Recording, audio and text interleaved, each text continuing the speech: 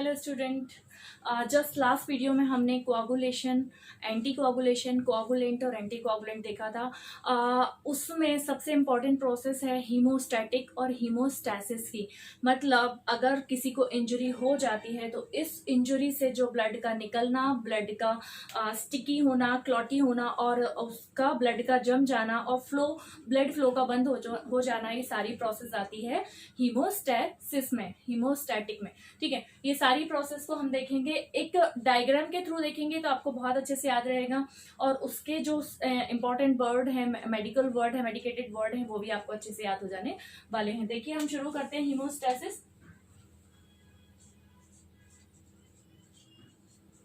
हीमोस्टैसिस, ठीक है, ये हम शुरू करने जा रहे हैं। बहुत ध्यान से आप देखेंगे, एक ही बार में आपको ये लर्न हो जाने वाला है। देखिए ये हमारी स्मूथ मसल है, ठीक है, यहाँ पर इंजुरी हुई है, ये हमारी स्मूथ मसल में इंजुरी हुई है।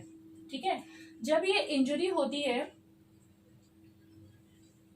यहां से एक केमिकल रिलीज होता है, ठीक है, और यहाँ पर पेन रिफ्लेक्शन होता है। अगर हमको लग जाती है तो पेन होता है, स्किन में दर्द होता है, वो ही पेन का रिफ्लेक्शन होता है। जब पेन का रिफ्लेक्शन और इस केमिकल की वजह से और इस पेन के रिफ्लेक्शन की वजह से क्या होता है, ये जो वेसल्स है, इसका जो साइज है वो थोड़ा सा छोटा हो जाता है, यानी ये कॉन्स्ट्रिक्ट हो जाते हैं, संकुचित हो जाते हैं। इसको बोला जाता है वैसो कॉन्स्ट्रिक्शन। मैं यहाँ लिख देती हूँ ताकि आपको याद रहे, याद हो जाए।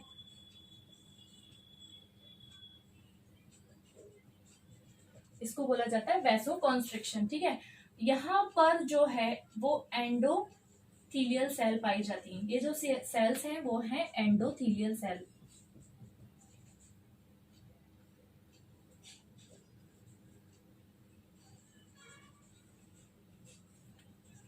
ये एंडोथीलियल सेल पाई जाती हैं। ठीक है, अब इन पेन रिफ्लेक्शन और केमिकल की वजह से इसका साइज तो छोटा हो गया, कॉन्स्ट्रिक्ट हो गया।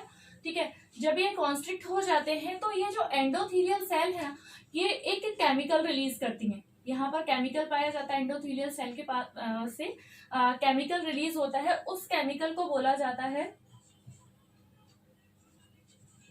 Collagen fibre. ठीक है, कोलेजन फाइबर यहाँ से रिलीज होता है, कोलेजन फाइबर यहाँ से रिलीज होता है। और यहाँ वेसल्स है तो इसमें ब्लड फ्लो हो ही रहा होता है, तो इस ब्लड में से प्लेटलेट्स, ठीक है, जो टाइनी सेल होती है, छोटी सी सेल होती है, वो सेल क्या करती हैं, यहाँ पर जाकर डिपॉजिट होने लगती हैं। कौन सी सेल होती है वो? प्लेटलेट्स। प्लेटलेट सेल जाकर यहाँ पर डिपॉजिट होने लगती हैं। अब क्या होता है, कोलेजन फाइबर और प्लेटलेट्स दोनों बॉन्ड बना लेते हैं, मतलब दोनों एक दूसरे से अटैच हो जाते हैं। और ये अटैच होते हैं एक और केमिकल की वजह से जिसको बोला जाता है बॉन विली ब्रांड। ये बॉन विली ब्रांड की वजह से कोलेजन फाइबर और प्लेटलेट्स एक दूसरे से अटैच हो जाते हैं। ठीक है, ये अटैच हो जाते हैं। मैं अटैचमेंट बता रही हूँ यहाँ पर, ये अटैच हो गए। ठीक है, लेकिन ये अटैच होते ही प्लेटलेट्स जो है वो स्वेल होना शुरू हो जाती हैं। प्लेटलेट्स क्या होती हैं? स्वेल होना शुरू हो जाती हैं, यानी वो बड़ी होना शुरू हो जाती हैं, फूल जाती हैं, थोड़ा सा उनका साइज बिग हो जाता है। ठीक है, जब ये साइज बिग हो जाता है तो इसमें से प्लेटलेट्स जो है, उसमें से प्लेटलेट्स से एक केमिकल फिर से रिलीज होता है, वो है एडीपी, एडिनो डाइफॉस्फेट। ठीक है, ये रिलीज होता है और प्लेटलेट्स का जो कोलेजन से बॉन्ड है वो स्ट्रांग हो जाता है, मोर देन स्ट्रांग हो जाता है। ठीक है, जब ये स्ट्रांग हो जाता है मोर देन, तो यहाँ से जो इंजुरी है वो स्ट्रांग होना शुरू हो जाती है, यानी इंजुरी बंद होना शुरू हो जाती है। वो जो स्पेस है जहां से ब्लड निकल रहा है वो एक स्टिकी, ये दोनों मिलकर एक स्टिकी कंटेंट बनाते हैं, जिसकी वजह से यहाँ से ब्लड का फ्लो बंद हो जाता है। अब क्या होता है, प्लेटलेट्स और एडीपी मिलकर स्टिकी स्ट्रक्चर बनाते हैं, इसको बोलते हैं प्लग फॉर्मेशन। देखो सेकेंड नंबर का, प्लेटलेट्स प्लग फॉर्मेशन। ठीक है, प्लेटलेट्स प्लग फॉर्मेशन कुछ हम ऐसा समझ लें, ये सिर्फ आपके समझने के लिए है, ऐसा कोई डायग्राम नहीं होता है। आप ये समझ सकते हैं कि ऐसा एक प्लग जैसा संरचना बन जाती है, यानी वो स्ट्रांग हो जाता है बॉन्ड। ठीक है, जब ये बॉन्ड स्ट्रांग हो जाता है तो इसी बॉन्ड में आकर प्लस होता है, क्या प्लस होता है, इसी बॉन्ड में एक और केमिकल आकर अटैच होता है, वो होता है हमारा फाइब्रिन। ठीक है, कोलेजन फाइबर प्लेटलेट से अटैच हो जाता है। ठीक है, एक प्लग लाइक संरचना हो जाती है, उसमें एक और केमिकल कंटेंट जो है वो जाकर अटैच हो जाता है, वो होता है हमारा फाइब्रिन। अब जब ये फाइब्रिन इसमें प्लस हो जाता है, फाइब्रिन इसमें प्लस हो जाता है, तो ये जो है पूरा के पूरा बंद हो जाता है।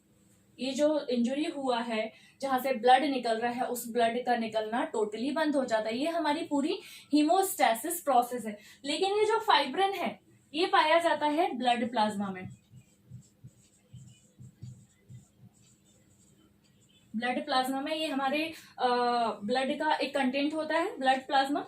ठीक है, सेल्स होती है ये ब्लड प्लाज्मा में। ये फाइब्रिन जब ये पूरी प्रोसेस हो रही होती है, जैसे कोगुलेशन प्रोसेस हो रही होती है, उसमें वस्कुलर स्पाज्म और प्लेटलेट प्लग फॉर्मेशन जब हो रहा होता है, तभी इसमें ब्लड प्लाज्मा में एक और कंटेंट बन रहा होता है दूसरी प्रोसेस के साथ, वो है फाइब्रिन बनने का प्रोसेस।